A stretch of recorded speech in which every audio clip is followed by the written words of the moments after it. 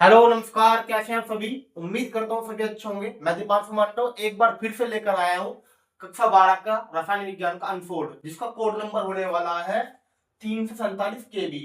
ठीक है, पिछली क्लास में हमने कोड नंबर के ए सोल्व कर लिया था।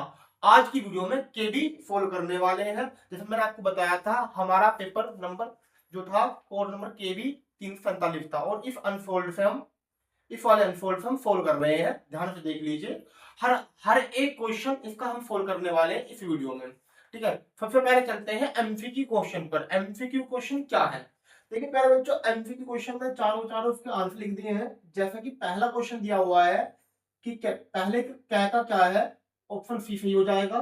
ठीक है, और खे का क्या हो जाएगा, कै का है सी, और खे का है डी, और गै का हो जाएगा आंसर सी, और घै का हो जाएगा आपका ए, और डै का हो जाएगा आपका सी, और च का हो जाएगा आपका बी। ठीक है, ये क्वेश्चन के आंसर हमने साइड में दे दिए हैं, क्योंकि क्वेश्चन आपके उसमें पेपर अनफोल्ड पेपर में दे रखे होंगे। ठीक है प्यारे बच्चों, अब बात करते हैं क्वेश्चन नंबर 2 के पहले क्वेश्चन की। ठीक है, यानी क्वेश्चन नंबर 2 का जो क्या दे रखा होगा। ठीक है, क्वेश्चन नंबर 2 के क्या में हमें प्यारे बच्चों पूछ रखा है। क्वेश्चन है हमारा इसका, मैं क्वेश्चन बोल देता हूं और आपकी साइड में लगा दूंगा क्वेश्चन क्या था। ठीक है, मोलरता तथा मोललता, मोलरता तथा मोललता को उदाहरण द्वारा समझाइए। ठीक है, तो मोलरता और मोललता को उदाहरण देकर समझाना है हमें यहाँ पर। सबसे पहले मोलरता के बारे में बताता हूँ। मोलरता क्या होती है प्यारे बच्चों? मोलरता होती है 1 लीटर विलियन में घुले मोलों की संख्या को, 1 लीटर विलियन है, उस विलियन में जितनी भी मोलों की संख्या घुली हुई होगी उसे बोलते हैं मोलरता। ठीक है, मोलरता को कैपिटल एम से प्रदर्शित करते हैं, कैपिटल एम से। यहां जैसे कि हमने लिखा हुआ भी है, 1 लीटर विलियन में विलय की मोलों की संख्या विलियन की मोलरता कहलाती है। इसे कैपिटल एम से व्यक्त करते हैं। ठीक है, मोलरता का फॉर्मूला हो जाएगा, जैसे कि मैंने बताया था कि 1 लीटर विलियन में, तो टोटल विलियन कितना है मेरा 1 लीटर। ठीक है, 1 लीटर विलियन में घुली मोलों की संख्या, किसके मोलों की संख्या? विलय के मोलों की संख्या क्या कहलाती है? आपकी मोलरता। ठीक है, जैसे कि फॉर्मूला लिखा हुआ है, विलय के मोलों की संख्या बटे विलय विलियन का आयतन लीटर में। ठीक है, अगर आप लीटर में नहीं ले रहे हो, आप एमएल में ले रहे हो, तो इस फॉर्मूले के इंटू में आ जाएगा 1000। 1000 क्यों नहीं लगाया? कि हमने डायरेक्ट क्या ले लिए, ये लीटर में। क्या ले लिए? लीटर में। जब आप एमएल में लोगे तो लीटर की जगह क्या आ जाएगा यहाँ पर 1000। ठीक है, मल्टीप्लाई किस हो जाएगी 1000 से, 1000 से। ठीक है, अब बात करते हैं किसी के दूसरे पार्ट की, मोललता के बारे में। मोललता क्या होती है पहले बच्चों? किसी भी विलयन के 1 किलोग्राम 1 किलोग्राम विलायक में घुली, अच्छा मोलरता में क्या था? मोलरता में था कि पूरे विलयन के 1000 ml या फिर 1 लीटर में, पूरे विलयन की बात हो रही थी। यहाँ केवल बात होगी विलयन के विलायक में घुली हुई मोलों की संख्या। यहाँ तो निकाल रहे थे मोलरता में कि 1 लीटर विलयन में घुली मोलों की संख्या, यहाँ निकाल लेंगे विलयन के विलायक में, विलयन के विलायक में घुली मोलों की संख्या। ठीक है, जैसे डेफिनेशन लिखा हुआ भी है, किसी विलयन के 1000 विलायक में उपस्थित विलय की मोलों की संख्या, किसी विलयन के 1000 विलायक, विलायक ध्यान देना, विलायक में उपस्थित विलय की मोलों की संख्या मोललता कहलाती है, और इसे स्मॉल एम से प्रदर्शित करते हैं। ठीक है मेरे बच्चों, इसका फॉर्मूला होने वाला है m इक्वल विलय की मोलों की संख्या अपॉन विलायक की मोलों की केजी में मात्रा।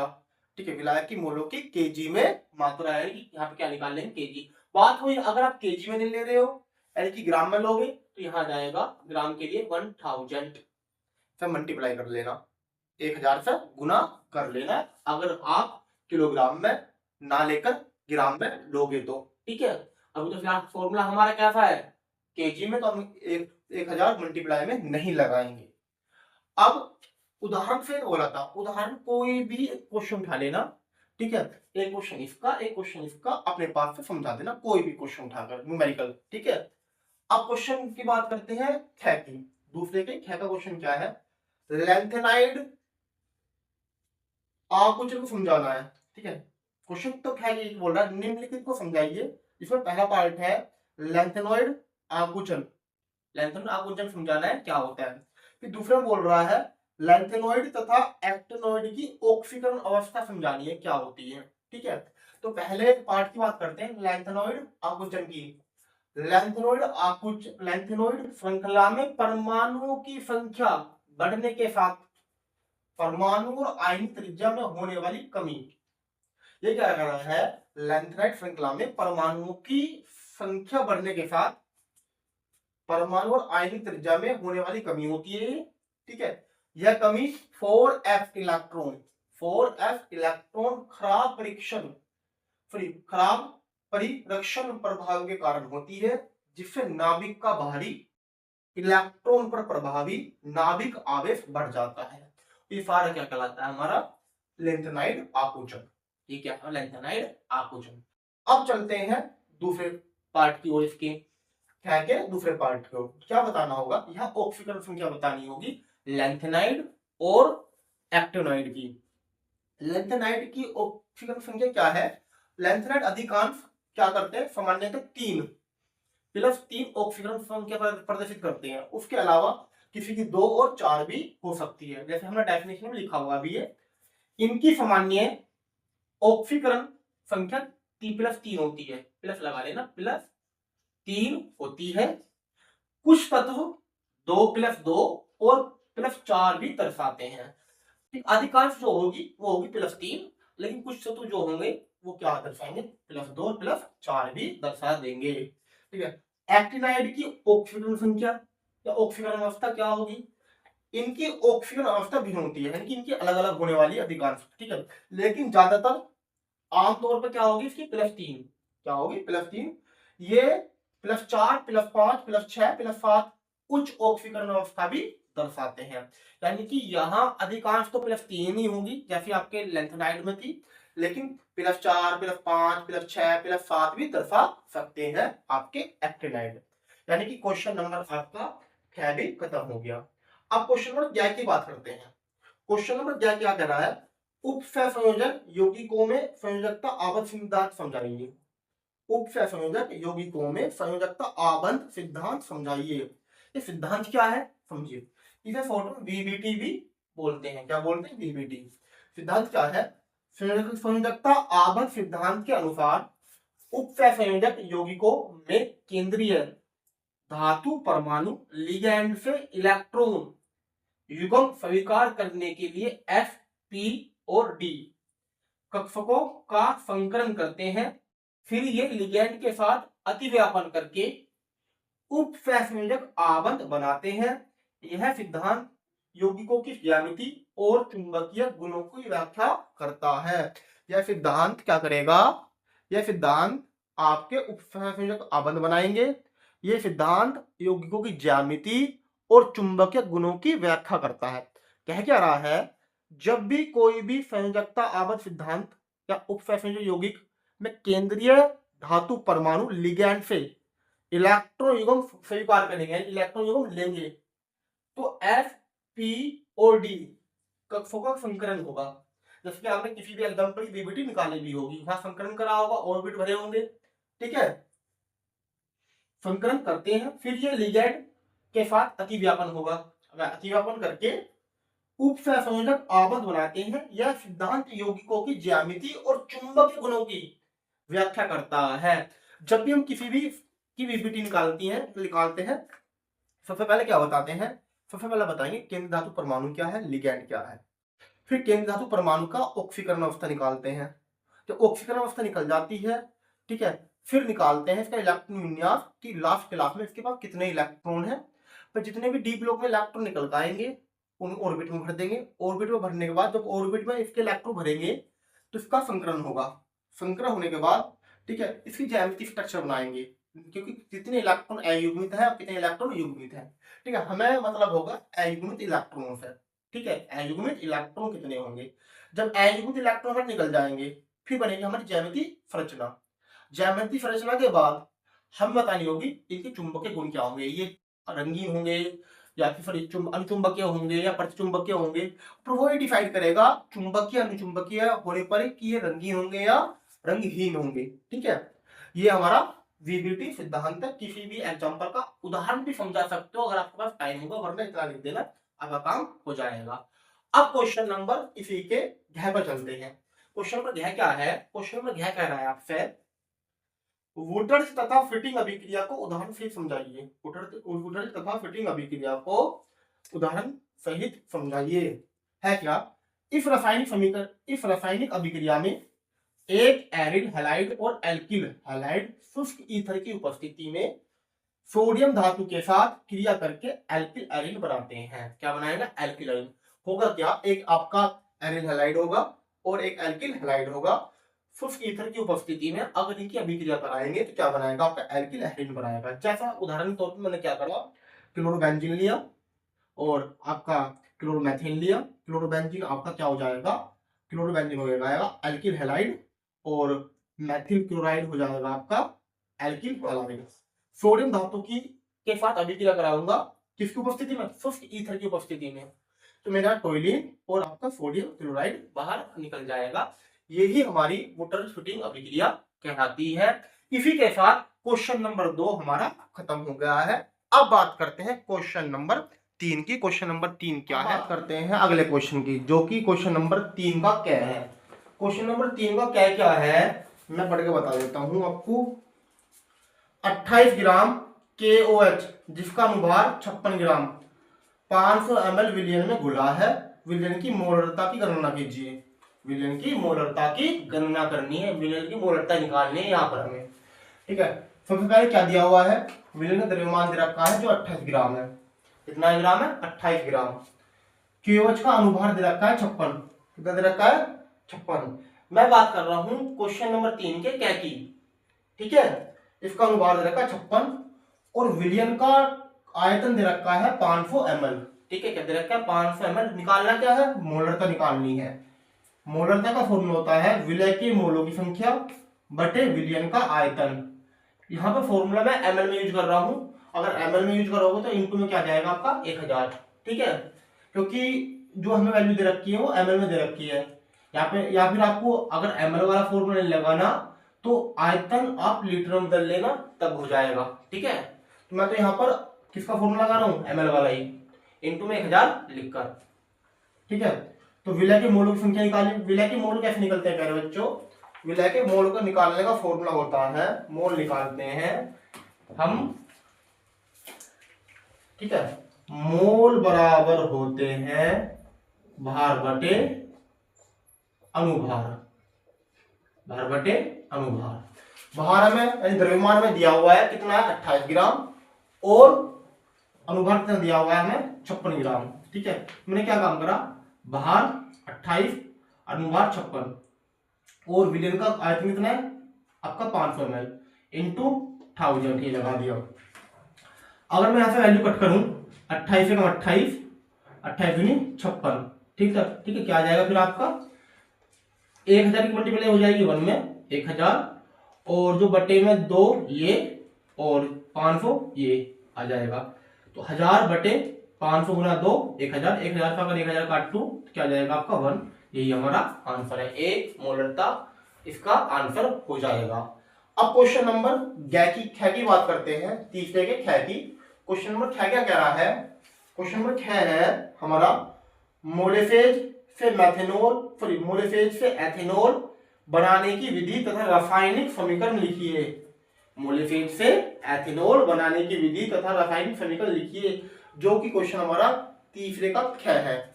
ठीक है, सबसे पहले क्या करते हैं? जो मोलेफेज दे रखा है, मोलेफेज से एथेनॉल बनाने की क्रिया को क्या बोलते हैं? किण्वन कहते हैं। क्या बोलते हैं? किण्वन। मोलेफेज से एथेनॉल बनाने की क्रिया को क्या बोलते हैं? हम किण्वन बोलते हैं। इस प्रक्रिया में इफ्ट नामक सूक्ष्म जीवों का उपयोग करके एथेनॉल और कार्बन डाइऑक्साइड बनाया जाता है। क्या कह रहा है? कि इस क्रिया का प्रयोग करके, इस क्रिया में इफ्ट नामक सूक्ष्म जीवों का प्रयोग करके क्या बनाते हैं? एथेनॉल और आपका कार्बन डाइऑक्साइड गैस बनाते हैं। जैसे कि समीकरण हमें दी लिखी हुई है, ग्लूकोज प्लस जल इन्वर्टेज आपका एंजाइम हो जाएगा, ग्लूकोज और फ्रैक्टोज निकल आ जाएगी यहाँ पर। ये सुक्रोज का फॉर्मूला है, ये वाटर का C12H22O11 प्लस H2O इन्वर्टेज की प्रेजेंट में करेंगे तो ग्लूकोज और फ्रैक्टोज आपका निकल जाएगा। अब ग्लूकोज की अभिक्रिया जाइमेज की उपस्थिति में कराएं तो आपका निकल जाएगा अल्कोहल यानी ethanol plus carbon dioxide gas, और यही प्रक्रिया कहलाती है आपकी मोलेसेज से क्या बनाना था एथेनॉल के साथ, ठीक है। यही प्रक्रिया कहलाती है हमारी किण्वन। कौन सी प्रक्रिया होगी? किण्वन, ठीक है। अब अगले क्वेश्चन चलते हैं। क्वेश्चन नंबर ग क्या है?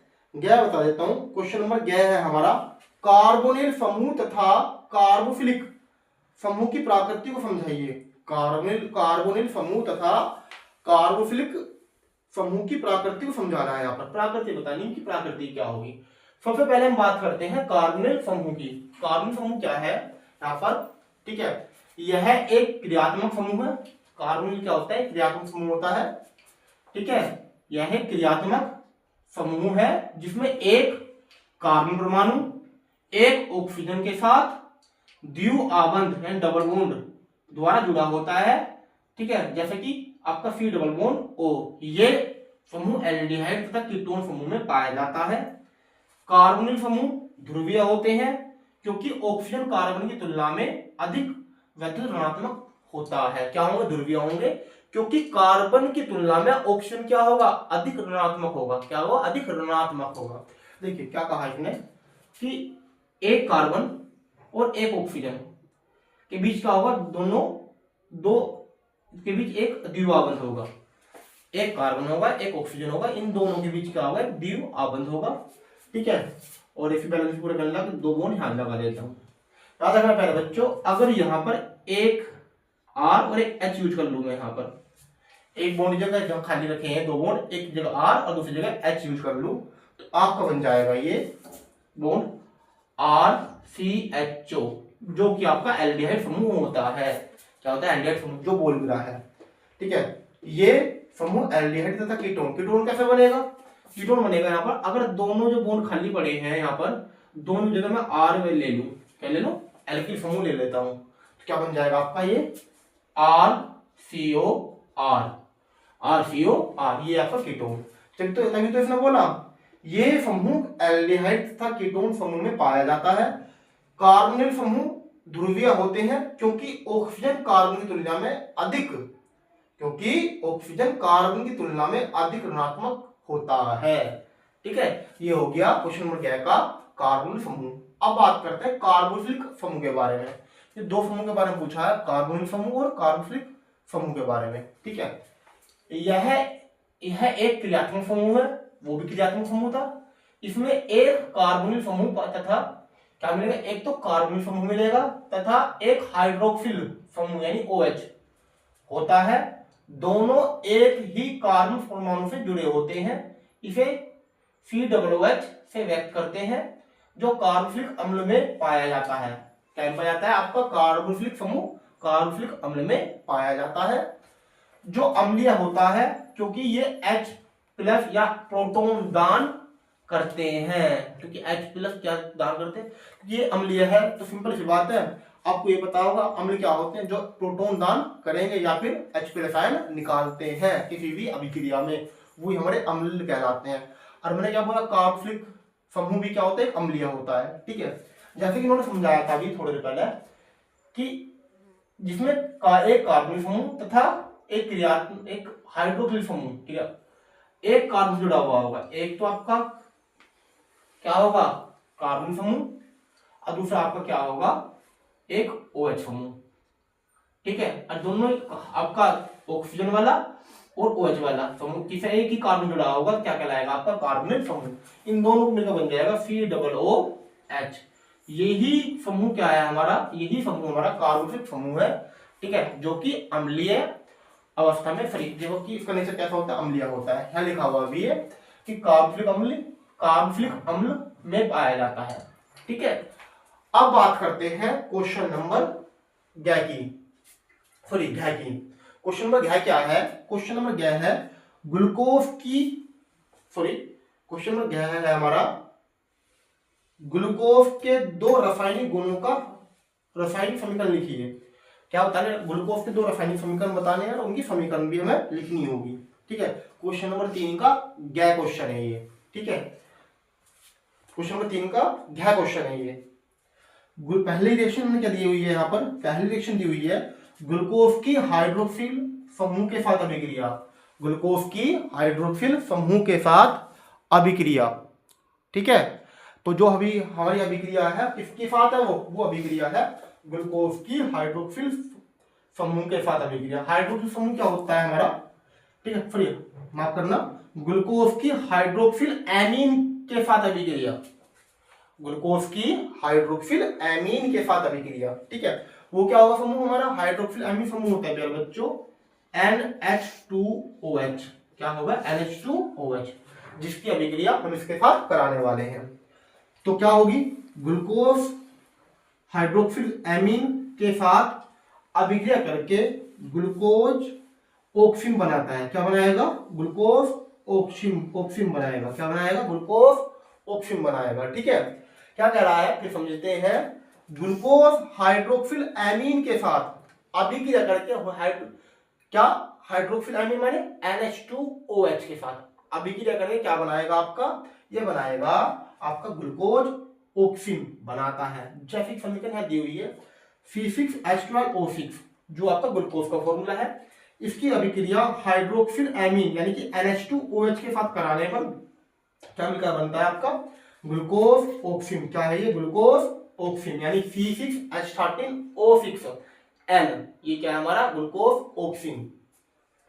अब दूसरी रासायनिक गुण की बात करें, दूसरा रासायनिक गुण है प्यारे बच्चों ग्लूकोज की HCN के साथ अभिक्रिया, ग्लूकोज की HCN के साथ अभिक्रिया यानी कि हाइड्रोजन साइनाइड के साथ अभिक्रिया यहाँ पर हम इसकी करने वाले हैं, जो कि हमारी अभिक्रिया होने वाली है आपकी glucose hydrogen cyanide, glucose hydrogen cyanide के साथ अभिक्रिया करके साइनोहाइड्रीन बनाता है। यह अभिक्रिया ग्लूकोज में कार्बोनिल समूह की उपस्थिति दर्शाती है। एक बात याद रखना, इस अभिक्रिया में भी क्या होगी, कार्बोनिल समूह की उपस्थिति दर्शाई जाएगी। इस लाइन को आप ऐड कर लेना यहाँ पर। ठीक है, फिर बढ़ते हैं, ग्लूकोज की HCN के साथ अभिक्रिया, ग्लूकोज हाइड्रोजन साइनाइड के साथ अभिक्रिया करके साइनोहाइड्रीन बनाता है। यह अभिक्रिया ग्लूकोज में कार्बोनिल समूह की उपस्थिति दर्शाती है। ठीक है, क्या बनाएगा, साइनोहाइड्रीन, और किसकी उपस्थिति दर्शाएगा, कार्बोनिल समूह की उपस्थिति दर्शाएगा। ठीक है, क्योंकि आपको पता है ग्लूकोज के अंदर आपका क्या होता है, एल्डिहाइड ग्रुप होता है और फ्रैक्टोज के अंदर कीटोन समूह होता है। एल्डिहाइड समूह और कीटोन समूह क्या है आपका, कार्बोनिल समूह। मैंने आपको इस क्वेश्चन में बताया भी था कार्बोनिल समूह क्या होता है, जिसमें जो आपका एल्डिहाइड और कीटोन समूह पाया जाता है, जिसके अंदर एल्डिहाइड भी मिलेगा और कीटोन समूह भी मिलेगा। अभी बताया था, अब किसके बारे में मैंने। ठीक है, अच्छे से समझना, अच्छे से क्वेश्चन, क्योंकि हम फैक्ट नंबर रसायन विज्ञान का फैक्ट नंबर कोड है हमारा 347 के भी सोल्व कर रहे हैं, यानी दूसरा फैक्ट है हमारा ये। ठीक है, और हम पर डे एक फैक्ट रोज सोल्व करने वाले हैं। आपकी वीडियो अपलोड होती रहेगी, ध्यान से सोल्व करना। ठीक, कोई भी प्रॉब्लम हो आप कमेंट में जरूर बताना। ठीक है, चलते हैं रिएक्शन की ओर। C6H12O6 ग्लूकोज की अभिक्रिया हाइड्रोजन साइनाइड यानी HCN के साथ कराने पर क्या मिलेगा, C6H13O6N यानी कि साइनोहाइड्रीन आपका बनता है। क्या बनेगा आपका, साइनोहाइड्रीन बनता है। अब रिएक्शन जितने क्वेश्चन कराए हैं इन अच्छे से देख लीजिए और नोट कर लीजिए। अब चलते हैं हम अगले क्वेश्चन की ओर, जो हमारा क्वेश्चन होने वाला है। अब हमारा क्वेश्चन नंबर 4 होने वाला है। 4 के क्या की बात करेंगे सबसे पहले, तो 4 का क्या है हमारा, किसी ताप पर शुद्ध बेंजीन का वाष्प दाब 0.850 बार है। 0.5 ग्राम अवाष्पशील विद्युत अनवगट्य ठोस को 39 ग्राम बेंजीन जिसका मोलर द्रव्यमान 78 ग्राम पर मोल में घोला गया है। प्राप्त विलयन का वाष्प दाब 0.845 बार है। ठोस के मोलर द्रव्यमान की गणना कीजिए। मैं एक बार क्वेश्चन फिर रिपीट कर देता हूं। क्वेश्चन क्या है, किसी ताप पर शुद्ध बेंजीन का वाष्प दाब 0.850 बार है। 0.5 ग्राम अवाष्पशील वैद्युत अनवगट्य ठोस को 39 ग्राम बेंजीन जिसका मोलर द्रव्यमान 78 ग्राम पर मोल में घोला गया। प्राप्त विलयन का वाष्प दाब 0.845 बार है। ठोस के मोलर द्रव्यमान की गणना कीजिए। ठीक है, हम बात कर रहे हैं क्वेश्चन नंबर 4 के क्या की। एक न्यूमेरिकल है, क्या क्या दिया हुआ है हमें, सबसे पहले बात करते हैं। यहाँ पर हमें दिया हुआ है शुद्ध बेंजीन का वाष्प दाब। शुद्ध बेंजीन का वाष्प दाब को मान लेते हैं पी नोट। तो पी नोट इक्वल क्या हो जाएगा 0.850 बार। फिर दिया हुआ है विलयन का वाष्प दाब। विलयन का वाष्प दाब यानी कि विलयन का वाष्प दाब क्या मानेंगे पी एफ, जो इधर रखा है 0.845 बार। फिर है हमारे पास अवाष्पशील ठोस का द्रव्यमान। अवाष्पशील ठोस का द्रव्यमान जो हमारे क्या होने वाला है यहाँ पर विलय। ठीक है, क्या है वो स्मॉल डब्ल्यू मान लेते हैं हम द्रव्यमान को। विलय का द्रव्यमान कितना हो जाएगा हमारा स्मॉल डब्ल्यू कितना है 0.5 ग्राम। फिर इसके बाद रखा है बेंजीन का द्रव्यमान। बेंजीन का द्रव्यमान जिसे हम मानेंगे कैपिटल डब्ल्यू, जो जिसकी वैल्यू है 39.0 यानी 39 ग्राम। इसके बाद बेंजीन का मोल द्रव्यमान, ठीक है, जिसे हम मानेंगे कैपिटल एम, जो रकम 78 ग्राम मोल इनवर्स। फिर ठोस का मोल द्रव्यमान यानी जिस ठोस यानी विलय की मात्रा है यहाँ पर, ठीक है, उसका मोल द्रव्यमान हमें निकालना होगा। क्या मान, जो कि हमारा स्मॉल एम होगा, इसके आगे लगा दिया हमने क्वेश्चन मार्क, क्योंकि हमें क्या करना है निकालना है। ठीक है, तब हमारा सूत्र होगा P naught minus P F upon P naught, small W into capital M upon capital W into small M. ठीक है, ये हमारा किसका है मोल द्रव्यमान निकालने का फॉर्मूला। ठीक है, राउल्ट के नियम से करेंगे इस क्वेश्चन को हम। राउल्ट के नियम से ही हम क्या दे रखा है, ये न्यूमेरिकल दे रखा है। ठीक है, ये न्यूमेरिकल कई बार पिछले साल में बोर्ड में आ चुका है, इंपोर्टेंट न्यूमेरिकल है ये। ठीक है, आप क्या करते हैं वैल्यू पुट करते हैं। पी नोट की वैल्यू 0.850 माइनस पी एफ की वैल्यू 0.845 अपॉन पी नोट की वैल्यू 0.850, स्मॉल डब्ल्यू की वैल्यू 0.5 इंटू कैपिटल एम की वैल्यू 78 अपॉन, ठीक है, स्मॉल डब्ल्यू की वैल्यू सॉरी आपकी यहाँ पर दे रखी कैपिटल डब्ल्यू की वैल्यू 39 इंटू स्मॉल एम। अगर हम कैलकुलेशन करें यहाँ पर 0.850 में से 0.845 माइनस करोगे तो आ जाएगा 0.005 और नीचे जो आपका 0.850 दे रखा है वो ऐसी कैसी। अगर मैं 79 को डिवाइड करूं फिर 78 को डिवाइड करूं 39 से तो आ जाएगा 2 और 2 की मल्टीप्लाई करूंगा 5 में 0.5 में तो आ जाएगा 1.0। तो बन गए 10, तो एक डिजिट बाद पॉइंट दे रखा तो पॉइंट लग जाएगा यहाँ पर 1.0 नहीं 1 ही हो जाएगा आपका। ठीक है, अब क्या बचेगा इधर पॉइंट में पॉइंट खत्म कर दूंगा, आपके पास बचेगा 5/850। अगर 5 में काटो 5 से कम 5 आप आ सकते 35 और जीरो आपकी ऐसी, इधर 1/m ऐसी है। ठीक है, यानी इधर आ जाएगा 1/170 इक्वल 1/m। अगर क्रॉस मल्टीप्लाई करो इसकी इधर और इसकी इधर तो आपके पास आ जाएगा m की वैल्यू 170 ग्राम मोल इनवर्स या 170 ग्राम पर मोल। ठीक है, ये हमारा क्या निकल जाएगा ठोस का मोलर द्रव्यमान कितना 170 ग्राम पर मोल। ठीक है, अब चलते हैं अगले क्वेश्चन की ओर। अगला क्वेश्चन भी हमारा न्यूमेरिकल ही है, जिसका क्वेश्चन नंबर हमारा 4th का क्या है, चौथे का क्या क्वेश्चन हमारा पढ़ देता हूं इसके लिए भी आपके लिए इस क्वेश्चन को भी।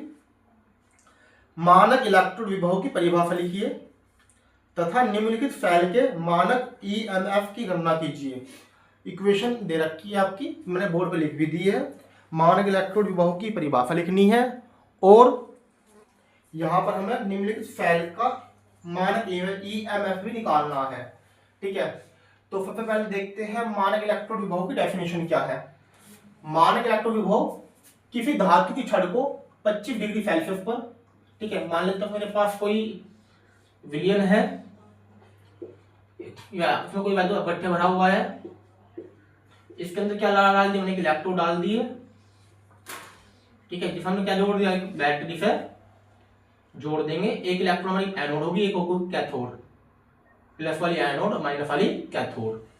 ठीक है, अगर इस विलयन का ताप 25 डिग्री सेल्सियस और सांद्रता, इसकी सांद्रता कितनी विलयन की सांद्रता 1 मोलर हो तो कितनी 1 मोलर हो तो इलेक्ट्रोड और विलयन के बीच में जो विभवांतर होगा वही कहलाएगा हमारा मानक इलेक्ट्रोड विभव। किसका? इस छड़ का, जो आपकी इलेक्ट्रोड का विभव और आपके वैद्युत अपघट्य का विभव के बीच जो अंतर होगा वो क्या कहलाएगा हमारा? आपका मानक इलेक्ट्रोड विभव। जैसे कि हम डेफिनेशन में लिखा हुआ है, किसी धातु की छड़ को 25 डिग्री पर 1 मोलर सांद्रता, बताया था ना, 1 मोलर सांद्रता पर 1 मोलर सांद्रता, अच्छा, किसी धातु की छड़ को 25 डिग्री सेल्सियस पर 1 मोलर धातु आयन सांद्रता के विलयन में डुबोने पर धातु और विलयन के मध्य जो विभवांतर उत्पन्न होता है, उसे धातु का मानक इलेक्ट्रोड विभव कहते हैं। उसे धातु का मानक इलेक्ट्रोड विभव कहते हैं। फिर समझिए, इन्होंने कहा जब किसी धातु की छड़ को 25 डिग्री सेल्सियस तथा 1 मोलर सांद्रता के विलयन में डुबोया जाता है, डुबो दी, ठीक है। फिर इस इलेक्ट्रोड और इस विलयन के बीच जो विभवांतर उत्पन्न होगा उसे बोलेंगे मानक इलेक्ट्रोड विभव, या मानक इलेक्ट्रोड विभव बोलेंगे, विभवांतर नहीं बोलेंगे, मानक इलेक्ट्रोड विभव, ठीक है। अब बात करते हैं न्यूमेरिकल की। न्यूमेरिकल में क्या दिया हुआ है? ये इक्वेशन दे रखी थी हमें, ठीक है। इस इक्वेशन को हमने क्या कर रखा है, इक्वेशन दे रखी थी और यहाँ पे वैल्यू दी हुई है, ठीक है। इसका इक्वेशन का ईएमएफ निकालना है हमें। तो सबसे पहले इस समीकरण को अर्धविक्रिया में तोड़ता हूं मैं। अर्धविक्रिया में क्यों तोड़ा? जब तक मैं अर्धविक्रिया में नहीं तोड़ूंगा, जब तक समीकरण को मैं अर्धविक्रिया में नहीं तोड़ूंगा, जब तक मुझे पता ही नहीं चलने का यहाँ पर कि कहाँ ऑक्सीकरण हो रहा है, कहाँ आपका अपचयन हो रहा है। अर्धविक्रिया को पता, तो अर्धविक्रिया में तोड़ने का कारण यही है कि इसको क्या करना है, हमें पता करना है कि कहाँ अपचयन, कहाँ ऑक्सीकरण हो रहा होगा, ठीक है। तो मैंने क्या करा, zinc arrow Zn2 plus ion, electron फिर आयन बराबर करने के लिए 2 इलेक्ट्रॉन जोड़ दिए, ठीक है। फिर copper 2 plus ion arrow Cu, आपको आयन बराबर करने के लिए 2 इलेक्ट्रॉन जोड़ दिए। आपको पता है जहां इलेक्ट्रॉन रिमूव होते हैं, निकलते हैं, फ्री होते हैं, वहां क्या होता है? ऑक्सीडेशन। क्या होता है आपका? ऑक्सीडेशन या ऑक्सीकरण। और जहां इलेक्ट्रॉन गेन होते हैं, यानी कि इलेक्ट्रॉन ग्रहण किए जाते हैं, वहां होता है आपका अपचयन। तो ऊपर वाले समीकरण में ऑक्सीकरण हो रहा है, नीचे वाले समीकरण में अपचयन हो रहा है, ठीक है। और एक बात याद रखनी है आपको सभी को, जहां ऑक्सीकरण होता है, जिस इलेक्ट्रॉन में ऑक्सीकरण होता है, वहां क्या होता है आपका? एनोड या कैथोड? बताइए, वहां आपका एनोड हो कैथोड होगा? वहां आपका प्यारे बच्चों एनोड होता है, ठीक। क्या होगा वहां पर? एनोड। कौन सी इलेक्ट्रोड होती है? वो एनोड। और अपचयन वाली कौन सी होती है आपकी? वो कैथोड। कौन सी होगी? कैथोड, ठीक है। तुमने क्या काम करा, तो आपका कॉपर वाली इलेक्ट्रोड पे क्या हुआ? कॉपर वाली इलेक्ट्रोड यानी अपचयन किसको हो रहा है? कैथोड वाली पे। कैथोड वाली आपकी इलेक्ट्रोड कौन सी है? कॉपर, ठीक है। ऑक्सीजन कौन सी इलेक्ट्रोड पे हो रहा है? जिस पे एनोड हो रहा होगा। एनोड कौन सी पे है? जिस पे जिंक है। क्या करा, इसका फॉर्मूला होगा ई फैल बराबर ई नोट कैथोड माइनस ई नोट एनोड। अब यहाँ पे क्या करा, मैंने ई कैथोड की वैल्यू पुट कर दी। कैथोड किस पर हो रहा है हमारा? कॉपर वाली पर। कितनी वैल्यू है? 0.34 वोल्ट माइनस, ये वाला माइनस। ई एनोड की वैल्यू कितनी है? माइनस की 0.76 वोल्ट, वो पुट कर दी। माइनस माइनस प्लस हो जाएगा, ऐड करोगे तो आ जाएगा 1.10 वोल्ट। यहाँ हमारा EMF की वैल्यू निकल चुकी है। तो ये क्वेश्चन नंबर 4 का पहला और दूसरा, यानी क्वेश्चन नंबर कै और ख भी हमने सोल्व कर लिया है। अब क्वेश्चन बचा है हमारे पास, जो क्वेश्चन नंबर 4 के 2 क्वेश्चन बचे हैं, गै और घ, जिसको भी अब हम सोल्व करने वाले हैं। अब बात करने वाले हैं क्वेश्चन नंबर 4 के गै की। क्वेश्चन नंबर 4 का गै दे रखा है हमें। पहले मैं आपको क्वेश्चन बता देता हूँ, क्वेश्चन क्या है। 4 का गै है, अभिक्रिया की कोटि को परिभाषित कीजिए। यानी पहले क्या करना है हमें? अभिक्रिया की कोटि को परिभाषित करना है, जो हमारा क्वेश्चन 4 का गै है, यानी क्वेश्चन नंबर 4 का गै। अभिक्रिया की कोटि को परिभाषित कीजिए। अभिक्रिया n small n capital A plus small m capital B arrow small x C plus small y D, यानी कि अभिक्रिया ये चीज रखी आपको, ये अभिक्रिया है, ठीक है। कि अभिक्रिया की कोटि आप कैसे ज्ञात कीजिएगा? हम पे पूछ रहा है कि अभिक्रिया कोटि को परिभाषित करना है और जो समीकरण दे रखी है आपको, इसकी कोटि हम कैसे ज्ञात करेंगे वो बता रहा है। ठीक है, तो सबसे पहले अभिक्रिया कोटि की परिभाषा देते हैं। अभिक्रिया कोटि है क्या? किसी रासायनिक अभिक्रिया की कोटि सांद्रता पदों की घातों का योग होती है। ये कह रहा है किसी भी रासायनिक अभिक्रिया जो होती है, ये कोई भी रासायनिक अभिक्रिया होगी जो कोटि की सांद्रता पदों की घातों का योग होती है। देखो बताऊंगा अब इसके बारे में। जो भी हमारी कोटि होगी उसकी घातों का योग जो होगा ना, कोई भी कोटि है, किसी भी अभिक्रिया की कोटि जो होगी उसकी सांद्रता की जो घात होगी उन पर निर्भर करती है या उनके योग के बराबर होती है। ठीक है, किसी रासायनिक अभिक्रिया की कोटि सांद्रता के पदों की घातों का योग होती है जिन पर अभिक्रिया की दर निर्भर करती है। ठीक है, अब अभिक्रिया क्या दी हुई है हमें? अभिक्रिया दी हुई है Na+mb और एरो हमारे पास हो जाएगा यहाँ पर। ठीक है, अच्छा एक काम करते हैं यहाँ पर। ठीक है, अपनी अभिक्रिया में अभिकारक N और M के पदों में दे रखे हैं, तो हम यहाँ पर जो घात मान रखी है ना, 1 मिनट, फिर P और Q की फॉर्म में लिख देता हूं। ठीक है, तो जहां भी हमारा यहाँ P और Q, ठीक है, तो P प्लस Q की फॉर्म में। ठीक है, हाँ अब एक बार फिर देखते हैं। किसी रासायनिक अभिक्रिया की कोटि सांद्रता के पदों की घातों का योग होती है जिन पर अभिकारक की दर निर्भर करती है। ठीक है, अभिक्रिया Na+Mb एरो Xc+y की कोटि ज्ञात करने के लिए हमें अभिक्रिया का वेग के नियम को जानना होगा। ठीक है, जिसे हम इस तरह लिख सकते हैं। अभिक्रिया का वेग क्या है? आपका K ब्रैकेट में सांद्रता में A की पावर P और सांद्रता B की पावर Q। ठीक है, जहां P और Q अभिक्रिया की आंशिक कोटि है। P और Q क्या है यहाँ पर? अभिक्रिया की आंशिक कोटि जो अभिकारक को A और B के वेगों पर निर्भर करती है। ठीक है, अतः अभिक्रिया की कोटि P+Q। जैसे कि हमें डेफिनेशन बताया गया था ना कि किसी भी रासायनिक अभिक्रिया, ये आपके रासायनिक अभिक्रिया है, इसकी कोटि सांद्रता के पदों की घात, सांद्रता के पद कितने? P और Q, इनकी घातों का क्या योग हो जाती है? घातों का योग यानी P+Q। घात क्या है हमारी? P और Q, इनका योग क्या कहलाएगा हमारा? कोटि। क्या कहलाएगा? कोटि। इसलिए मैं लिख सकता हूं आपका कि कोटि बराबर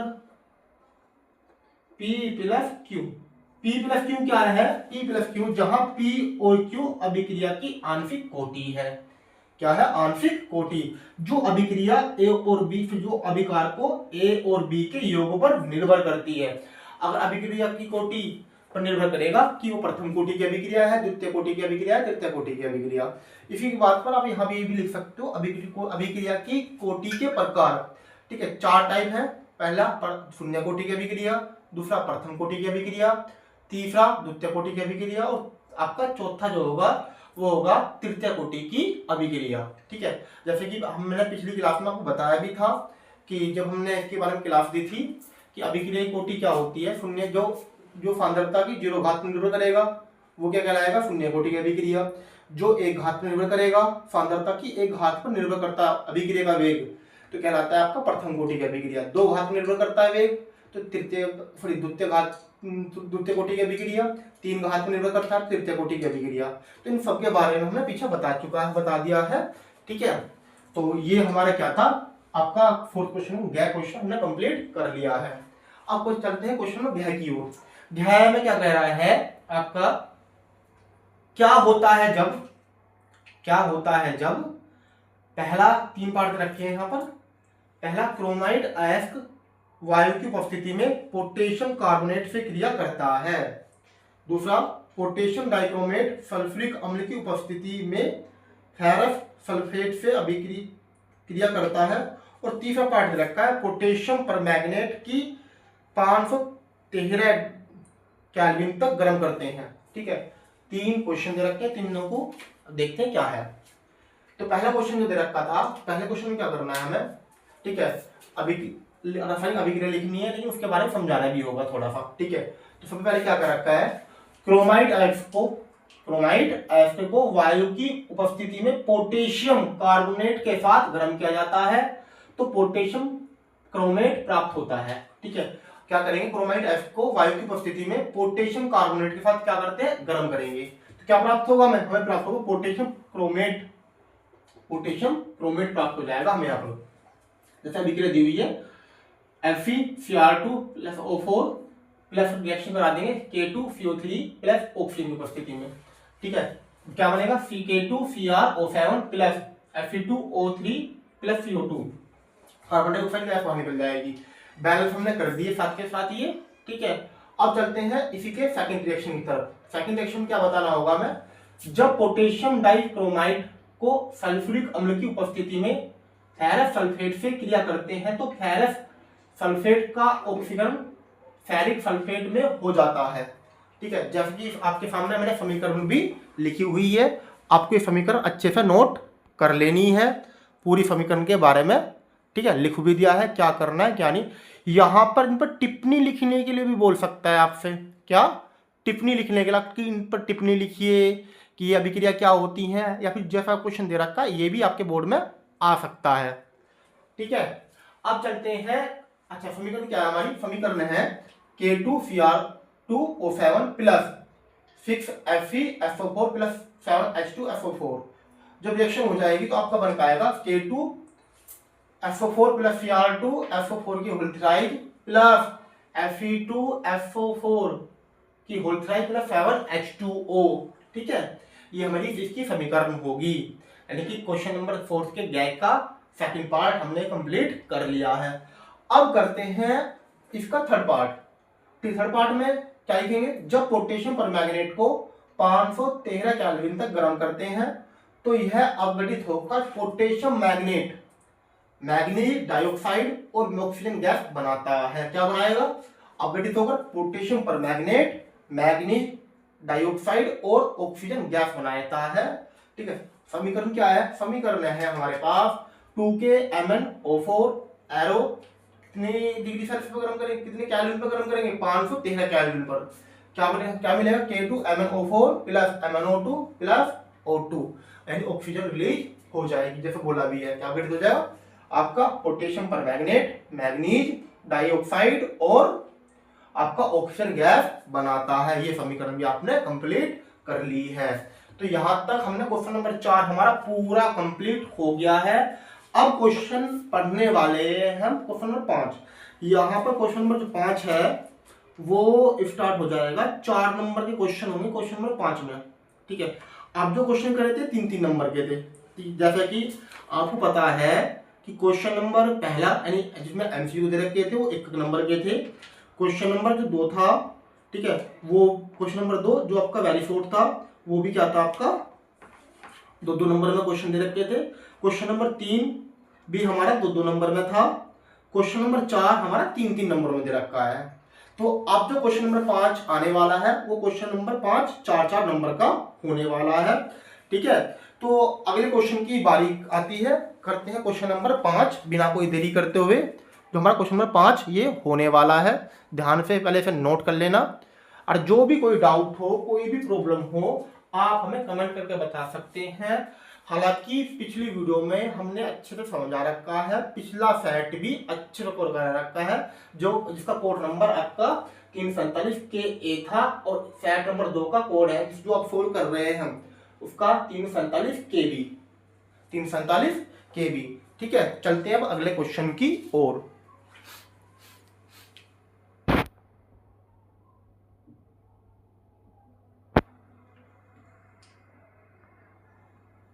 बात करते हैं क्वेश्चन नंबर 5 के क्या की। क्वेश्चन नंबर 5 का क्या क्या दे रखा है वो देख लीजिए। क्वेश्चन नंबर 5 का क्या है, न्यूमेरिकल है ये आपका। मोलर चालकता को समझाइए, 0.02 मोल लीटर इनवर्स KCl विलियन भरे सेल का प्रतिरोध 480 ओम है, तो विलियन की मोलर चालकता ज्ञात कीजिए। सेल स्थिरांक दे रखा है आपका 1.29 सेंटीमीटर इनवर्स। फिर देखते हैं एक बार क्वेश्चन को। मोलर चालकता को समझाइए, 0.02 मोल लीटर इनवर्स KCl विलियन भरे सेल का प्रतिरोध 480 ओम है। तो विलयन की मोलर चालकता ज्ञात कीजिए। फेरिस स्थिरांक दिया हुआ है 1.29 सेंटीमीटर इनवर्स। तो क्वेश्चन सबसे पहले हम देंगे मोलर चालकता की डेफिनेशन क्या है। मोलर चालकता की डेफिनेशन क्या होती है, किसी विलयन के एक निश्चित आयतन में उपस्थित, किसी विलयन के एक निश्चित आयतन में उपस्थित एक वैद्युत अपघट्य पदार्थ के एक मोल द्वारा उपलब्ध कराए गए आयनों की चालकता या शक्ति को मोलर चालकता कहा जाता है। फिर समझ पढ़ते हैं एक बार डेफिनेशन को। क्या कहा, किसी विलयन के एक निश्चित आयतन में उपस्थित एक विद्युत अपघट्य पदार्थ के एक मोल द्वारा उपलब्ध कराए गए आयनों की चालकता शक्ति को मोलर चालकता कहा जाता है। इसका फॉर्मूला होता है, इसे डेल एम से प्रदर्शित करते हैं। डेल एम बराबर के अपॉन सी। ठीक है, हमें पता है, हमारे पास फॉर्मूला वो दिया हुआ है कि के बराबर होता है जी स्टार अपॉन आर। ठीक है, दिए गए मान क्या क्या मान दे रखे हैं, हमें मान दिए हुए हैं आपका जी स्टार बराबर 1.29 सेंटीमीटर इनवर्स। अच्छा, जी हमें मान दिए हुए हैं यहाँ पर। ठीक है, और आर यानी प्रतिरोध कितना दिया हुआ है, आर की वैल्यू दे रखी है 480 ओम, 480 ओम। और सी की वैल्यू दे रखी है, मोलर चालकता दे रखा है हमें। आर तो तुम्हें पता है प्रतिरोध है, सी मोलर चालकता है आपकी यहाँ पर। सी का मान दे रखा है 0.02 मोल लीटर इनवर्स। सबसे पहले इसे हम सेंटीमीटर में बदलेंगे। सेंटीमीटर बदलने लगा इसे 1000 से डिवाइड करना पड़ेगा। जिस आप जब आप इसे 1000 डिवाइड करोगे तो आपका आएगा 2 गुना 10 की पावर -5 मोल सेंटीमीटर माइनस क्यूब। ठीक है, क्योंकि क्या बदल दिया हमने, एक सेंटीमीटर बदल दिया, किसमें से, लीटर से। क्या हमने चेंज कर दिया, लीटर से सेंटीमीटर में। ठीक है, तो सबसे पहले निकालें के। क्या निकालें के, क्योंकि हमें मोलर चालकता निकालने के लिए किसकी जरूरत पड़ेगी, के की। मेरे पास सी भी है और मेरे पास क्या बोलते हैं आपका के की जरूरत पड़ेगी। सी तो मेरे पास है, के नहीं है, तो सबसे पहले क्या निकाल लेंगे हम, के की वैल्यू निकाल लेंगे। तो के कैसे निकलेगा, के का फॉर्मूला होता है के बराबर जी स्टार अपॉन आर। ठीक है, के की वैल्यू दे रखी है इन्होंने, जी स्टार की वैल्यू दे रखी है 1.29, जी स्टार की वैल्यू दे रखी है, जहां हमारा जी स्टार क्या, फैल स्थिरांक। क्या है, फैल स्थिरांक। ठीक है, ये क्या है हमारा, ये है फैल स्थिरांक। और फी क्या, चालकता। फी क्या है, चालकता। ठीक है, और अब चलते हैं आगे। ठीक है, और जी स्टार की वैल्यू 1.29 और आर की वैल्यू 480 ओम। ठीक है, जो हमारा प्रतिरोध है। ठीक है, आर क्या है हमारा, आर क्या है हमारा, प्रतिरोध। ठीक है, तो जी स्टार की वैल्यू 1.29 अपॉन 480, जब इसे डिवाइड करेंगे तो हमारे पास आ जाएगा के बराबर 0.0026875 सीमेंस सेंटीमीटर इनवर्स। ये हमारा मान आ जाएगा। अब हमारे पास के की वैल्यू आ चुकी है। जब के की वैल्यू हमारे पास आ चुकी है तो किसकी वैल्यू निकाल लेंगे, मोलर चालकता की। मोलर चालकता क्या, डेल एम बराबर के अपॉन सी। तो के की वैल्यू कितनी है हमारे पास, ये फॉर्मूला, के की वैल्यू कितनी है हमारे पास 0.0026875 और सी की वैल्यू अभी थोड़ी देर पहले निकाली, ये थी कितनी, 2 गुना 10 की पावर -5। डिवाइड करेंगे तो आ जाएगा 134 into 375 centimetre square mole inverse. ये आपका क्वेश्चन नंबर 5 का कैरी हमने सोल्व कर लिया है। ठीक है, ये पूरी वीडियो 1/4 होने वाली है आपके चैनल पर। ठीक है, पूरी वीडियो अच्छे से फॉलो कर लेना, कॉपी साथ लेकर बैठना, अनफोल्ड भी साथ लेकर बैठना। जैसा क्वेश्चन करा रहा हूं, हर एक क्वेश्चन को पहला क्वेश्चन अच्छे से पढ़ना है, पढ़ने के बाद तब सॉल्यूशन देखना है इसका। जब सॉल्यूशन देख लोगे फिर खुद से करने की कोशिश करना इसे। जब भी डाउट आए तो वीडियो को देखकर फिर कर लेना क्वेश्चन को। ठीक है, तो जितनी प्रैक्टिस करोगे क्वेश्चन की उतनी ही अच्छे से आप कवर कर पाओगे यहाँ पर क्वेश्चन को। ठीक है, चलते हैं अब अगले क्वेश्चन की तरफ। अगला क्वेश्चन भी एक न्यूमेरिकल है। क्या क्वेश्चन है, प्रथम कोटि की अभिक्रिया की इकाई लिखिए, यानी मात्रा को बताना है प्रथम कोटि की अभिक्रिया का। ठीक है, क्या पूछ रहा है, प्रथम कोटि की अभिक्रिया की इकाई लिखिए। सबसे पहले हमें इसकी इकाई बतानी होगी कि मात्रा क्या है इसका। ठीक है, प्रथम कोटि की अभिक्रिया N2O5 arrow 2NO2 plus half O2 में 318 कैलोरी पर N2O5 की प्रारंभिक सांद्रता 0.60 into 10⁻⁻2 mole inverse litre inverse, sorry mole litre inverse दी गई है आपकी यहां वैल्यू।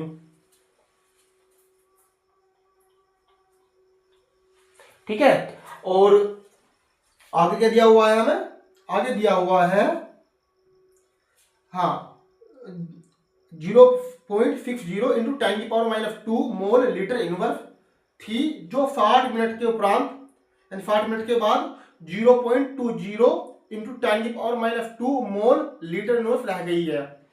318 केल्विन पर वेग स्थिरांक की गणना कीजिए, जहां log 3 की वैल्यू दे रखी है हमें 0.4771। ठीक है, ये हमारा न्यूमेरिकल है। एक बार फिर पढ़ देता हूं। प्रथम कोटि की अभिक्रिया की इकाई लिखिए। प्रथम कोटि की अभिक्रिया N2O5 arrow 2NO2 plus half O2 में 318 केल्विन पर N2O5 की प्रारंभिक सांद्रता 0.60 इंटू 10⁻⁻2 मोल लीटर इनवर्स थी, जो 60 मिनट के उपरांत 0.20 इंटू 10⁻⁻2 मोल लीटर इनवर्स रह गई है। 318 केल्विन पर वेग स्थिरांक की गणना कीजिए, जहां हमें वैल्यू दी गई log 3 की। log 3 की वैल्यू है 0.4771। यहां पर हमें log 3 की वैल्यू दी गई है। तो बिना कोई देरी करते हुए चलते हैं क्वेश्चन के सॉल्यूशन पर। सॉल्यूशन क्या है, सबसे पहले बताया हमने प्रथम कोटि की इकाई सेकंड इनवर्स होती है, यानी मात्रक क्या होगा इसका, सेकंड इनवर्स होगा। ठीक है, समीकरण हमारी ये थी जिसकी हम बात कर रहे थे, जहां t यानी समय दे रखा है हमें 60 मिनट। तो प्रारंभिक सांद्रता कितनी है, जिसे हम a मान लेंगे 0.0-60 इंटू 10⁻⁻2 मोल लीटर इनवर्स। फिर 60 मिनट बाद, 60 मिनट उपरांत या बाद सांद्रता कितनी रह जाएगी, a माइनस एक्स, जिसे हमने क्या माना, a माइनस एक्स। प्रारंभिक सांद्रता हमने a मानी, और 60 मिनट बाद जो सांद्रता रह जाएगी उसको मान लिया a माइनस एक्स, जो दिया हुआ है जो दिया हुआ है 0.20 इंटू 10⁻⁻2 मोल लीटर इनवर्स। ठीक है, जहां हमारा फॉर्मूला होने वाला है k बराबर 2.303 upon t log a upon a minus x. ठीक है, तो वैल्यू पुट करते हैं 2.303। अब क्या है, t की वैल्यू कितनी है, 60 मिनट दे रखा है, रख दी। log a की वैल्यू कितनी है 0.60 इंटू 10⁻⁻2 अपॉन 0. किसकी, a माइनस एक्स की वैल्यू पुट करेंगे 0.20 इंटू 10⁻⁻2, 10⁻⁻2 फिर 10⁻⁻2, और पॉइंट का पॉइंट कट जाएगा और 20 दिया 60, कितना बचेगा आपके पास, केवल log 3। तो 2.303 बटे 60, ठीक है, log कितना बचा 3, जहां हमें log 3 की वैल्यू दे रखी है 0.4771। ठीक है, 2.303 बटे 60 log 3 की वैल्यू पुट कर दो। अगर दोनों की मल्टीप्लाई करेंगे तो आपके पास आ जाएगा 1.0986 अपॉन 60। कितना आएगा, 1.0986 अपॉन 60। और अगर इसे 60 से डिवाइड करेंगे तो 60 से डिवाइड करने के बाद हमारे पास प्राप्त होगा 0.0181 मिनट इनवर्स। अच्छा, मिनट इनवर्स में क्यों, यहां हमने मात्र लिखा था सेकंड इनवर्स में। अगर क्वेश्चन आपका सेकंड में दे रखा है, सेकंड इनवर्स में ले लीजिए मात्र, या फिर मिनट इनवर्स में ले लीजिए। ठीक है, या तो मिनट इनवर्स होगा मात्र, या फिर होगा आपका सेकंड इनवर्स। यहां में जो हमें टाइम दे रखा है वो मिनट में दे रखा है, किसमें दे रखा है, मिनट में। तो इसलिए हमने मात्रक जो यूज करा है वो भी किसमें यूज करा है, मिनट में। तो k बराबर कितना आया हमारे पास, 0.01831 मिनट इनवर्स। यहां पर हमने क्वेश्चन नंबर 5 का पहला यानी कै और ख दोनों क्वेश्चन सॉल्व कर लिए हैं। अब चलेंगे अपने अगले क्वेश्चन की ओर, जो हमें अगला क्वेश्चन यहां पर दिया हुआ है। तो बिना कोई देरी करते हुए चलते हैं अपने अगले क्वेश्चन की तरफ।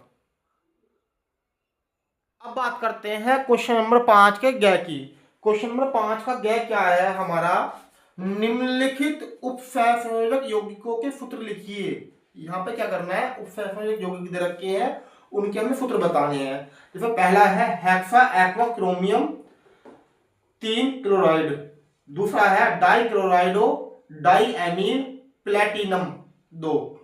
जो 1 2 बोल रहा हूं ना, ये इनके ऑक्सीडेशन नंबर बोल रहा हूं। ठीक है, तीसरा है इसका हेक्सा एमीन प्लेटिनम 4 क्लोराइड, और चौथा है सोडियम पेंटासाइनोनाइट्रोफिल फेरेट 2।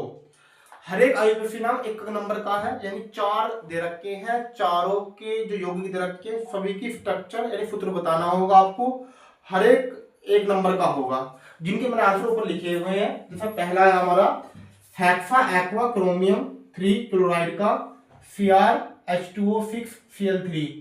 दूसरा है हमारा डाई क्लोराइडो डाई अमीन प्लेटिनम 2 यानी PtNH3 का होल टू Cl2। तीसरा है हमारा हेक्सा एमीन प्लेटिनम 4 क्लोराइड यानी PtNH3 6Cl4। फिर है हमारा फोर्थ Na2 यानी कि जो हमारा सोडियम पेंटासाइनोनाइट्रोफिल फेरेट Na2FeCN5NO। ठीक है, ये चारों के चारों मैंने यहाँ पे लिख दिए हैं, बना दिए हैं। ठीक है, अगर किसी को भी बनाने नहीं आते हैं तो इसकी वीडियो में हमने डाल रखी है, यूट्यूब पर जाकर देख लेना। ठीक है, यहाँ तो हमने डायरेक्ट आईयूपीएसी नाम बना रखे हैं जो यहाँ पे लिखे हुए भी हैं। अब क्वेश्चन नंबर इसका जो है आपका है, क्वेश्चन नंबर क्या, प्रोटीन की प्राथमिक द्वितीयक तृतीयक एवं चतुष्फलक संरचना को विस्तार से समझाइए। प्रोटीन की प्राथमिक द्वितीयक तृतीयक तथा चतुष्फलक संरचना को विस्तार से हमें क्या करना है, समझाना होगा। ठीक है, इसका एक थोड़ा लॉन्ग क्वेश्चन जो बोर्ड पर नहीं आने वाला, तो मैंने क्या है इसका भी स्क्रीनशॉट लगा दूंगा पूरे क्वेश्चन का। ठीक है, वो साइड में आपको स्क्रीनशॉट यहाँ मिल जाएगा। ठीक है, कौन सा क्वेश्चन, 5 का है प्रोटीन की प्राथमिक द्वितीयक तृतीयक तथा चतुष्फलक संरचना को विस्तार से समझाइए। फिर ऐसे ही क्वेश्चन नंबर 6 का पहला क्वेश्चन जो होगा, अगला क्वेश्चन जो है हमारा क्वेश्चन नंबर 6 का पहला, हेलोएल्केन के प्रतिस्थापन अभिक्रियाओं की क्रियाविधि समझाइए। ठीक है, इसका मैं क्या कर दूं, साइड में स्क्रीनशॉट लगा दूंगा, लॉन्ग क्वेश्चन है, आप वहां से नोट कर लेना। ठीक, अच्छे से समझा भी दूंगा। और इसका अथवा में जो क्वेश्चन दे रखा है, हेलोएल्केन में ध्रुवन, ध्रुवणकर्ता, कायरलता, धारण, प्रतिलोमन तथा रेशमीकरण को समझाइए। इस क्वेश्चन का भी आपका स्क्रीनशॉट साइड में रखा मिल जाएगा। फिर भी कोई डाउट हो आप कमेंट करके बता देना, उस इन टॉपिक पर अलग से एक वीडियो में बना भी दूंगा। ठीक है, हालांकि पिछली वीडियो में समझा भी रखा है मैंने, अच्छे से ध्यान देना होगा आपको। इनकी कोई फिर भी कोई डाउट हो आप बता देना, साइड में इसका मैं स्क्रीनशॉट लगा दूंगा। ठीक है, अच्छे से नोट कर लेना, समझ लेना। डाउट हो तो आप कमेंट करके बता सकते हो इनके बारे में अच्छे से।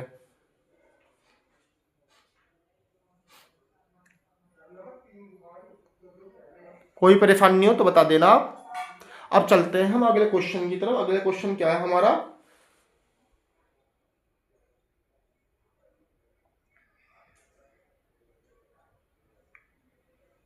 अब बात करते हैं क्वेश्चन नंबर 6 के ख की।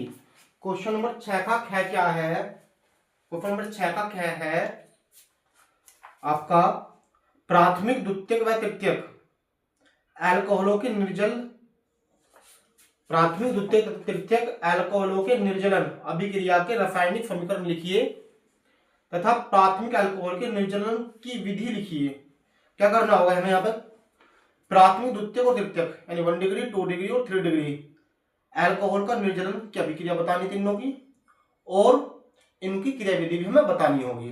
ठीक है, चलते हैं बिना कोई देरी करते हुए अपने क्वेश्चन की ओर। जैसा कि सबसे पहले हम बताएंगे निर्जलीकरण होता क्या है। अल्कोहलों का निर्जलीकरण एक विलोपन अभिक्रिया है जिससे कुछ अल्कोहल एक अम्ल उत्प्रेरक की उपस्थिति में जल के अणु को खोकर एल्कीन बनाते हैं। किसके अणु खोकर बनाते हैं, जल के एक अणु को खोकर क्या बनाएंगे, एल्कीन। विभिन्न अल्कोहलों के लिए स्थिति अलग अलग होती है।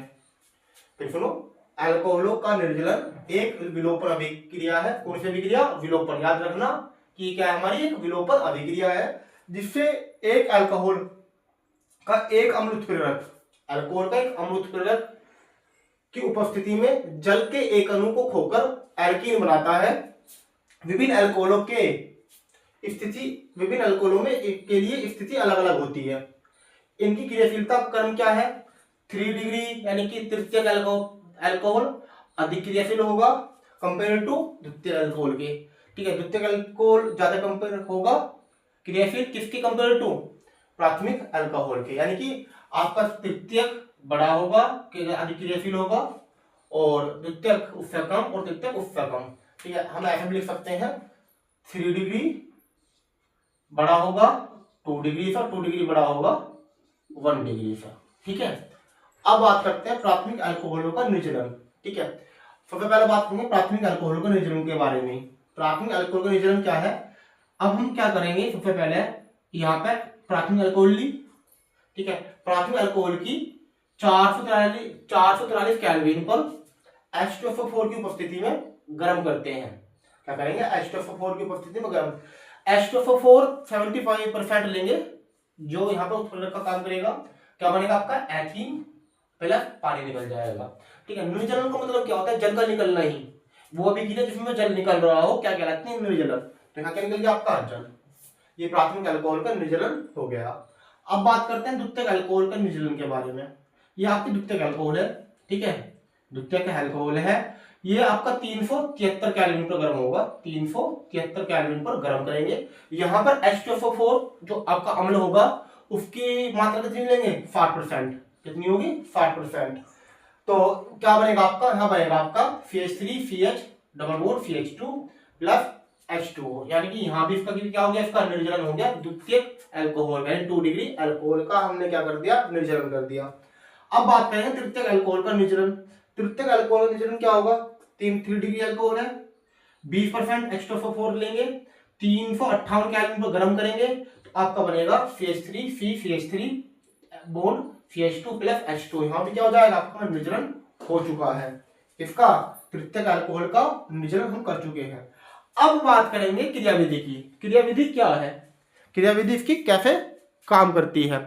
सबसे पहले जो आपका क्रियाविधि होगी 3 भागों में होगी, यानी 3 चरणों में करने वाले हैं। पहला जो क्रियाविधि का पार्ट होगा वह प्रोटोनेशन। प्रोटोनेशन में क्या होता है मेरे बच्चों, प्रोटोनेशन में ऑक्सीजन के परमाणु प्रोटोन ग्रहण करते हैं। क्या करते हैं, प्रोटोन ग्रहण करते हैं। ऑक्सीजन जो परमाणु होंगे क्या ग्रहण करेंगे, आपके प्रोटोन ग्रहण करेंगे। प्रोटोन माने H+ आयन ग्रहण करते हैं। ठीक है, H+ आयन क्या होता है, आपका प्रोटोन ही होता है। ठीक है, मैंने बताया आपको अल्कोहल का ऑक्सीकरण परमाणु प्रोटोन H+ ग्रहण करते हैं, जिससे प्रोटोनॉइड अल्कोहल बनता है। क्या बनेगा, जिससे आपका प्रोटोनॉइड अल्कोहल बनते हैं।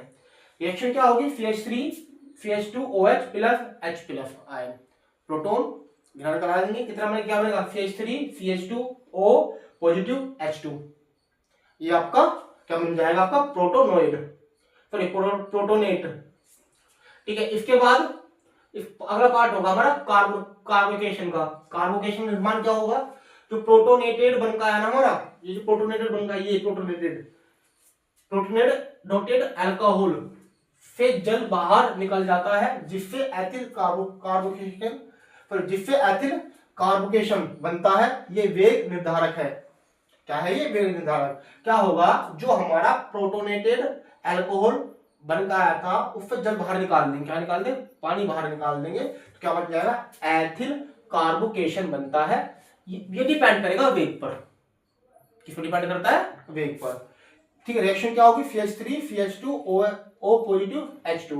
एरो क्या बन जाएगा आपका, CH3 पॉजिटिव CH2 प्लस, यहां भी क्या निकल गया, आपका पानी हमने निकाल दिया है। इसके बाद क्या होगा, यहाँ पर होगा विप्रोटोनीकरण। क्या होगा, विप्रोटोनीकरण।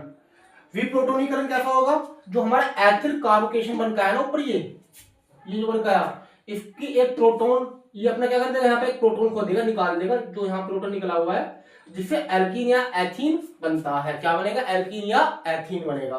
ठीक है, क्या हुआ, CH3 पॉजिटिव CH2, इन्हें क्या कर दिया, अपना एक प्रोटोन खो दिया, माइनस का साइन लगा रखा है ना, निकाल लिया इसने, तो क्या बनेगा आपका एथीन। क्या बनेगा, एथीन। तो बच्चों यही प्रक्रिया है किसकी, निर्जलन की। किसके, अल्कोहल के निर्जलन की। देखिए जो हमने प्राथमिक अल्कोहल के निर्जलन करा था, क्या निकल कर आ रहा था हमारा, ये था हमारा एथीन। ये भी क्या निकल गया, आपका एथीन। ये प्रोसेस आपका 2 डिग्री में चलेगा और 3 डिग्री में भी चलेगा। आप थोड़ा और आगे बढ़ा सकते हो, वरना इसका क्वेश्चन आपका यही खत्म हो जाएगा। क्या हो जाएगा, क्वेश्चन यही खत्म हो जाएगा आपका। प्यारे बच्चों, क्वेश्चन नंबर 6 का ख हमने खत्म कर लिया है। अब क्वेश्चन नंबर 6 के ख में जो दे रखा है, क्वेश्चन नंबर 4 के ख में क्या दे रखा है, अथवा में क्वेश्चन है, क्या है, फिनोल से निम्नलिखित प्राप्त करने की रासायनिक समीकरण लिखी है। फिनोल से 4-5 टॉपिक दे रखे हैं। ठीक है, 6 टॉपिक दे रखे हैं, इन्हें कैसे प्राप्त करोगे, इन्हें कैसे प्राप्त करने वो बताना होगा। ठीक है, पहला क्या है, 4 नाइट्रो फेनिल, दूसरा क्या है पिक्रिक अम्ल, चौथा क्या है ब्रोमोफेनिल, अब हाँ तीसरा फोर ब्रोमोफेनिल, और चौथा है आपका फैलीएल्डिहाइड, और पांचवा है बेंजोक्विनोन। तो अथवा वाला क्वेश्चन है ना, मैं आपको साइड में स्क्रीनशॉट लगा दूंगा, आप उससे देख लेना। ये पांचों रिएक्शन जो फिनोल से प्राप्त करने वाले हैं रासायनिक समीकरण होंगी, मैं साइड में दे दूंगा, ठीक है। तो आप अच्छे से नोट कर लेना इसको। मैं चलता हूँ अगले क्वेश्चन की ओर, साइड में आपको लिखा मिल जाएगा, ठीक है, वहां से नोट कर लेना अथवा वाला क्वेश्चन जो है, जो भी आपको अथवा में क्वेश्चन दिया गया है, ठीक है। क्वेश्चन मैं एक बार फिर बता देता हूँ, क्वेश्चन क्या था। क्वेश्चन था प्यारे बच्चों, फिनोल से निम्नलिखित प्राप्त करने की रासायनिक समीकरण लिखिए। पहला 4 नाइट्रोफिनोल, दूसरा पिक्रिक अम्ल, चौथा ब्रोमोफिनोल, और पांचवा था सॉरी तीसरा था 4 ब्रोमोफिनोल, और चौथा था आपका फैलीएल्डिहाइड, और चौथा है बेंजीक्विनोन, ठीक है। इनके बारे में मैं बात कर रहा था, आपको साइड में ये मिल जाएंगे। अब बात करते हैं क्वेश्चन नंबर 7 के क्या की, यानी लॉन्ग क्वेश्चन है, लास्ट क्वेश्चन हमारे ये। क्वेश्चन नंबर 7 का क्या होने वाला है, क्या है कीटोन के विचरण की 5 विधियों का रासायनिक समीकरण लिखिए। यहाँ पर कीटोन की विचरण की 5 विधि बतानी है और उनकी रासायनिक समीकरण लिखनी है हमें यहाँ पर। इसके अथवा में भी क्वेश्चन दे रखा है, कार्बोक्सिलिक अम्ल के विचरण की 2 विधियां तथा उसके 3 रासायनिक गुणों का रासायनिक समीकरण लिखिए। दोनों ही मोस्ट इंपोर्टेंट क्वेश्चन है, ठीक है। एक तो मैंने करा दिया है और एक आपको मैं साइड में दे दूंगा स्क्रीनशॉट के जरिए, आप वहां से नोट कर लेना, ठीक है। दूसरा क्वेश्चन क्या है, एक बार फिर पढ़ देता हूँ अथवा में, कार्बोफिलिक अम्ल के विचरण की 2 विधि तथा इसके 3 रासायनिक गुण का रासायनिक समीकरण लिखिए, ठीक है। पहला करा तो पहला क्वेश्चन जो दे रखा था 7वें का क्या, अथवे से पहला जो था कीटोन के विचरण की 5 विधि का रासायनिक समीकरण लिखिए। 5 विधि मैंने लिखी हुई है, आप चाहे क्वेश्चन को बड़ा कर लेना, जैसे कि मैंने पहला मेथड लिख रखा है अल्कोहल के ऑक्सीकरण से, ठीक है, यानी कि हम कीटोन निर्माण करेंगे 5 विधि द्वारा, ठीक है। लिखना क्या आपको यहाँ पे हिंदी में थोड़ा सा क्या होगा कि अल्कोहल की CrO3 के साथ अभिक्रिया कराने पर कीटोन प्राप्त होता है, इतना लिखना होगा हर समीकरण में। जिसकी अभिक्रिया करा रहे हो और जिसकी उपस्थिति में करा रहे हो कि इसकी अभिक्रिया इससे कराने पर इसकी उपस्थिति में हमें ये प्राप्त होगा जो बना रहे हो आप, ठीक है। आपको हर 5 लाइन में यही लिखना होगा, ठीक है। क्योंकि वीडियो ज्यादा लंबी हो रही है, छोटी करने के लिए मैंने इतना लंबा ज्यादा ना लिख पाया इसमें, ठीक। आप लिख लेना, बता दिया मैंने आपको, ठीक है। जैसे पहला समीकरण पहला है हमारा अल्कोहल का ऑक्सीकरण। अगर आप द्वितीय डिग्री यानी आपके द्वितीय अल्कोहल का Cr2O3 के साथ ऑक्सीकरण करोगे तो आपका कीटोन प्राप्त हो जाएगा। दूसरा फ्रीडल क्राफ्ट अभिक्रिया द्वारा, ठीक है। ये तो खैर मोस्ट इंपोर्टेंट रिएक्शन है, कई बार आपने कर भी ली होगी, ठीक है। क्या होगा, बेंजीन की अभिक्रिया RCOCl के साथ, ठीक है, निर्जल AlCl3 की उपस्थिति में कराने पर आपको कीटोन प्राप्त हो जाएगा। ये भी आपका क्या है, कीटोन। अब ग्रिग्नार्ड अभिकर्मक के द्वारा, नंबर 3 है ग्रिग्नार्ड अभिकर्मक के द्वारा। ग्रिग्नार्ड अभिकर्मक क्या होता है, RMGX, तो इसकी RCN के साथ अभिक्रिया कराओगे तो आपके पास मिलेगा RCN RMGX, और इसका जब आप क्या नाम पानी के साथ अभिक्रिया कराओगे तो आपको बन जाएगा RCOR', ठीक है। ये आपका तीसरा भी अभिक्रिया हो चुकी है। R की जगह आप यूज कर सकते हो CH3 C2H5 या फिर C6H3, R की जगह आप AR यूज कर लेना, ठीक है। क्या होगा वो C6H5, ठीक है। वो भी आपका बेंजीन बन के आएगा वहां पर इतना है, ये एरिल बेंजीन होगा, सॉरी बेंजीन नहीं, वो बन के आएगा आपका कीटोन, तो ये एल्किल है, वो आपका बन के आएगा एरिल। नंबर 4 है आपका ओजोनीकरण। ओजोनीकरण क्या होगा, जब भी आप 2 degree R2C double mode Cr2 और का ओजोनीकरण करोगे तो आपका निकल का आएगा RCOR, 2 परमाणु निकल आएंगे, दो किसके, आपके दो अणु निकल आएंगे किसके, उसके कीटोन के। नेक्स्ट चलते हैं एल्काइनों के जलयोजन द्वारा। एल्काइनो जलयोजन किस तरह करोगे, RC double bond Cr H2O Hg2+ या फिर H+ की उपस्थिति में कराओगे तो आपका RCO CH2R प्राप्त हो जाएगा, ठीक है। मेरे बच्चों मैंने आपको पहले बता देता हूँ, R की जगह आप यूज कर लेना कोई भी CH3 C2H5 C3H7, जो सा भी आपको कीटोन बनाना है आपकी मर्जी, या फिर AR की जगह आप यूज कर लेना C6H5, ठीक है, ये यूज कर लेना, ठीक है। और आपको बता दें क्या है। और 7वें का जो ख है वो भी वीडियो ज़्यादा लंबी ना हो जाए, इस कारण मैं यहाँ पे स्क्रीनशॉट दे दूंगा, आप अच्छे से नोट कर लेना। साथ में छह क्वेश्चन में पढ़ देता हूँ, ठीक है, आगे पीछे हो सकता है। एमीन के विचरण, एमीन के 5 रासायनिक गुणों के समीकरण लिखिए। यहाँ पे एमीन के बारे में बताना है। जैसे हमने 5 समीकरण किसकी लिखी है, कीटोन की, ऐसी ही 5 समीकरण आपको देनी पड़ेगी किसकी, एमीनों की, ठीक है। दूसरा क्वेश्चन रखता है इसके फॉर्म है, एमीन के विचरण की तीन विधियों का रासायनिक समीकरण लिखिए तथा एल्किल हैलाइड के एमिनो अपघटन की क्रियाविधि लिखिए। एमीन के विचरण की 3 विधियों का रासायनिक समीकरण लिखिए तथा एल्किल हैलाइडों के एमिनो अपघटन की क्रियाविधि लिखिए। इनका भी मैं सारा का सारा सोल्यूशन आपके पास भेज दूंगा। फिर भी कोई प्रॉब्लम हो आप कमेंट करके बता सकते हैं। और इसी के साथ यहाँ पर हम इस वीडियो को करते हैं समाप्त, क्योंकि ये पूरा अनफोल्ड हमने सोल्व कर लिया है। कोई भी प्रॉब्लम हो आप कमेंट करके बता देना और इस वीडियो को ज़्यादा से ज़्यादा शेयर करना और अच्छे से पढ़ाई करना मन लगाकर। मिलते हैं अगले फैक्ट पेपर पर।